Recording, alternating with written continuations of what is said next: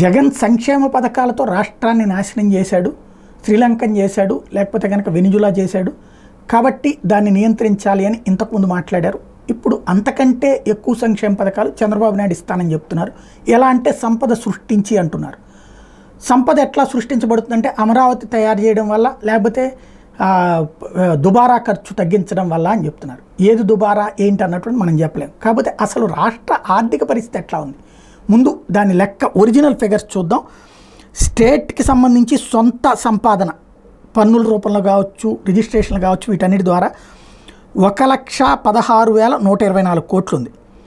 Central taxes 47,045 కోట్లు. అట్లాగే గ్రాంట్లు కేంద్ర ప్రభుత్వం నుంచి వచ్చేది 36,610 కోట్లు. అంటే 1,99,779 కోట్లు. ఇది ఓవరాల్గా ఉన్నటువంటి ఫిగర్. ఇకపోతే ఖర్చు పెడుతున్నటువంటిది చూస్తే శాలరీస్కి పెన్షన్స్కి అవుతున్నటువంటిది 89,100 కోట్లు.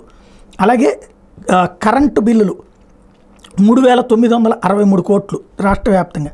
అలాగే వడ్డీలు కేంద్ర ప్రభుత్వానికి సంబంధించి కావచ్చు, అట్లాగే బడ్జెట్లోనే ఇచ్చేటువంటి అప్పు కిస్తీలు కట్టడం, వడ్డీతో పాటు అసలు కట్టాలి కదా, 42,980 కోట్లు.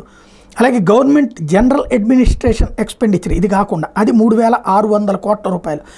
ఆరోగ్యశ్రీ 104, 108, ఈహెచ్ఎస్ లాంటి వాటికి 3,816 కోట్లు అవుతుంది. అట్లాగే డ్రగ్స్, సర్జరీసు, మెడికల్ హాస్పిటల్స్కి సంబంధించి 750 కోట్లు అవుతుంది. సోషల్ వెల్ఫేర్ హాస్టల్స్ ఎక్స్పెండిచర్ వచ్చేప్పటికి 600 కోట్లు అవుతుంది.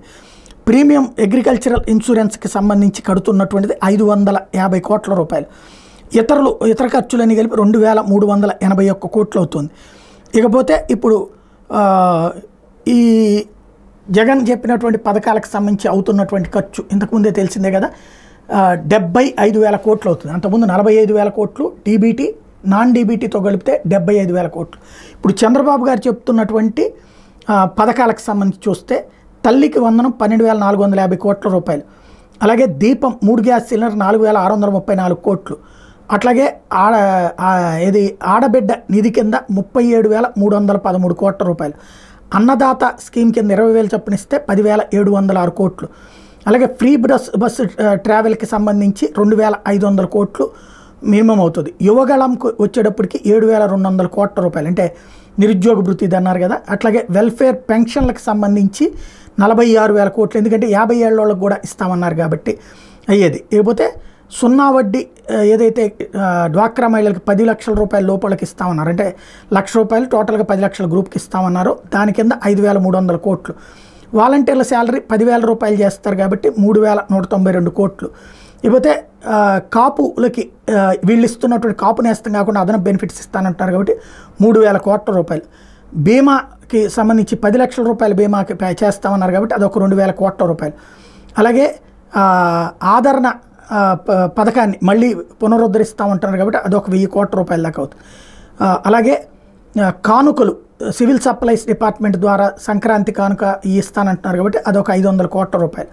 వాహన మిత్ర 15,000 చేస్తాను, జగన్ 10,000 ఇస్తున్న దాన్ని టిప్పర్లకు వీటికి కూడా ఆ 15,000 కింద 415 కోట్ల రూపాయలు అవుతుంది. అలాగే ఎలక్ట్రిసిటీకి సంబంధించి ఫ్రీ వ్యూవర్స్కి నేతలకి ఇస్తానంటున్నారు కదా, దాని కింద 356 కోట్ల రూపాయలు అవుతుంది. అట్లాగే కళ్యాణమస్తు పెంచుతామన్నారు కాబట్టి అదొక 335 కోట్ల రూపాయలు. అట్లాగే మత్స్యకార భరోసా 20,000 రూపాయల దాకా ఇస్తానంటున్నారు కాబట్టి 218 కోట్ల రూపాయలు. అలాగే ఈ జంతువులు పెంచుకోవడానికి అవకాశం కల్పిస్తామంటున్నారు కాబట్టి లైవ్ స్టాక్ వాళ్ళకి ఇన్సూరెన్స్ ప్రభుత్వమే కడతానంటుంది కాబట్టి అదొక 200 కోట్ల రూపాయలు. విదేశీ విద్యా దీవెనకి ఒక 50 కోట్ల రూపాయలు. నేతన్న నేస్తానికి వచ్చేటప్పటికి 200 కోట్ల రూపాయలు. లా నేస్తానికి 20 కోట్ల రూపాయలు. అట్లాగే సబ్సిడీ ఏదైతే ఎస్సీ ఎస్టీలకి సబ్సిడీ ఇస్తామంటున్నటువంటిది 8,635 కోట్లు. సివిల్ సప్లైస్ కార్పొరేషన్కి 6,556 కోట్ల రూపాయలు. అట్లాగే tuition fee reimbursement Vidya Deevena కింద ఇస్తామంటుంది 2,750 కోట్ల రూపాయలు. అట్లాగే మెయింటెనెన్స్ ఫీజ్ ఏది వసతి దీవెన కింద ఇచ్చేటువంటిది 2,200 కోట్ల రూపాయలు. మిడ్ డే మీల్ ఏదైతే మధ్యాహ్న భోజన పథకం గోరుముద్ద అని ఇప్పుడు పెడుతుంది ఏదైతే ఉందో అది 1,890 కోట్ల రూపాయలు. సంపూర్ణ పోషణ ప్రోగ్రాం కిందకి 1,837 కోట్లు అవుతుంది. అంటే 1,61,458 కోట్ల రూపాయలు ఓన్లీ ఇప్పుడు ఈ మేనిఫెస్టో ఇంప్లిమెంటేషన్కి సంక్షేమ పథకాలకు అవుతాయి. ఇప్పుడు ఈ వచ్చేటువంటిది 1,89,977 కోట్లు.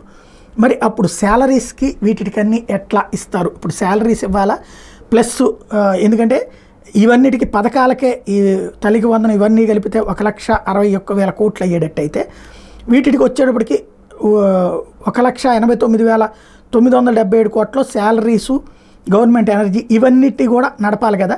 ఇవి ఎట్లా అన్నటువంటి పాయింట్ని ఇప్పుడు వైఎస్ఆర్ కాంగ్రెస్ పార్టీ ప్రొజెక్ట్ చేస్తోంది ఆధారాలతో. ఇప్పుడు అది చర్చకి తీసుకొచ్చే ప్రయత్నం చేస్తోంది.